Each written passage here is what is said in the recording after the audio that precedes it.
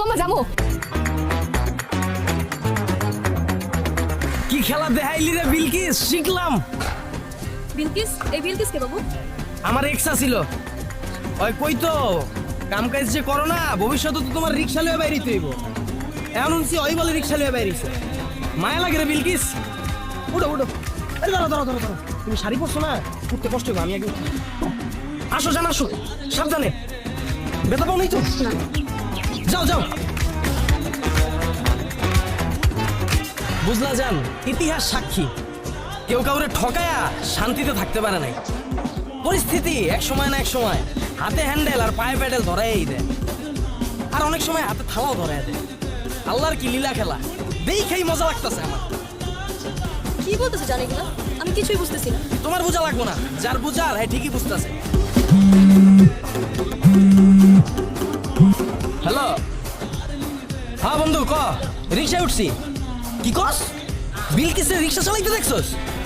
আরে হবে না, আমিও দেখছি। মায়াটা পুরো মান সম্মান সব খাইয়া দিছে। হ্যাঁ মামা, রাখ রাখ রাখ। আরে বিলকিস, রিক্সা লইয়া বাইরিছস, মাইনসে আমারে ফোন দিয়া হুনায়। মায়া লাগে রে, আমার মনে মনে খুশিও লাগে। আল্লাহর কি লীলা খেলা। এই বিলকিস আমারে কইছিল তোর প্যাডেল মাইরা খাইতে হইব।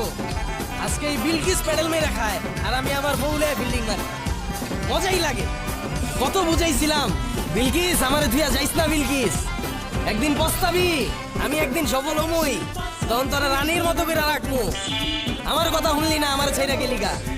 আজকে দেখ তোর থেকে আমার বউ সুন্দরী। জান কিসে? হ্যাঁ পানি খাবো? ওই দাঁড়ো ওই দাঁড়ো দাঁড়ো তো।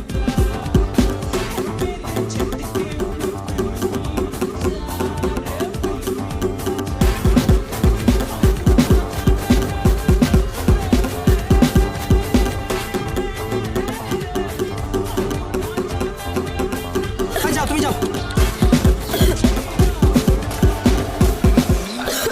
লজন পানি খাও। ঠিক আছে?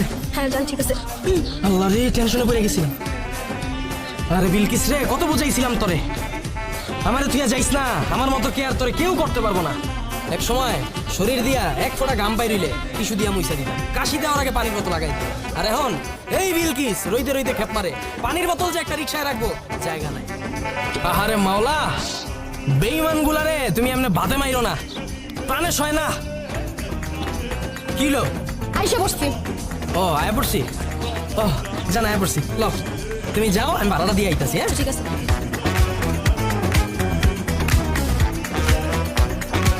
দেখো, তোমার সাথে আমার যা কিছু ছিল তা নতুন করে কেন তুলতেছো? আমি একটা মেয়ে মানুষ, আমি রিক্সা চালাচ্ছি, তার পিছনে নিশ্চয়ই কোনো বড় একটা কারণ আছে। আর কোনো বড় কারণ না থাকলে না মেয়ে মানুষ রিক্সা নিয়ে রাস্তায় নামে। তো কি হয়েছিল ওই দিন? তুমি আমার ছেড়ে চলে গেছিলা কেন, আর যোগাযোগ কেন বন্ধ করছিলা?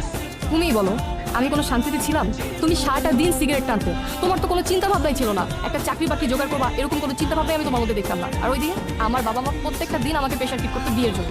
আমি তোমাকে কত কথা বলছি, কত বোঝানোর চেষ্টা করছি, তুমি কখনো আমার কথা শুনছো? আমার কথা বোঝার চেষ্টা করছো? আর কি বললো? আমি তোমাকে রিক্সা চালাতে বলছি। আমি তোমাকে কেন রিক্সা চালাতে বলছি? কারণ তুমি কোনো কাজকর্ম করতে না, তুমি কোনো কিছুতে সিরিয়াস ছিল না, এই জন্য আমি তোমাকে রিক্সা চালাতে বলছি। সবই ঠিক আছে, আমি বুঝলাম। তুমি আর কিছুদিন তো ওয়েট করতে পারতো, তাহলে তো আজকে তুমি রাজরানীর মতো থাকতো। তুমি সফল কেন হয়েছো জানো?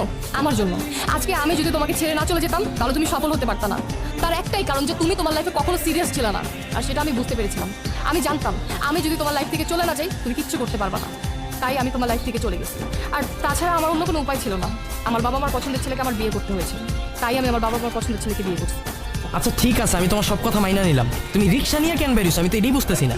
আসলে সত্যি কথা বলতে কি জানো, বাবা আমার পছন্দে বিয়ে করেছি ঠিকই, কিন্তু তোমাকে তো আমি অনেক ভালোবাসতাম। তোমাকে আমি বলতে পারিনি। প্রতিনিয়ত আমার তোমার কথা মনে পড়তো, আমি প্রত্যেকটা দিন কান্না করতাম। আমি ভাবতাম কি আমি যা করছি অনেক বড় ভুল করছি, আমি তোমাকে হারায় ফেলছি। আমি সবসময় আমার বাবাকে বলতাম তোমাদের জন্য আজকে আমার এই অবস্থা, আমি যাকে ভালোবাসি তাকে পাই নাই।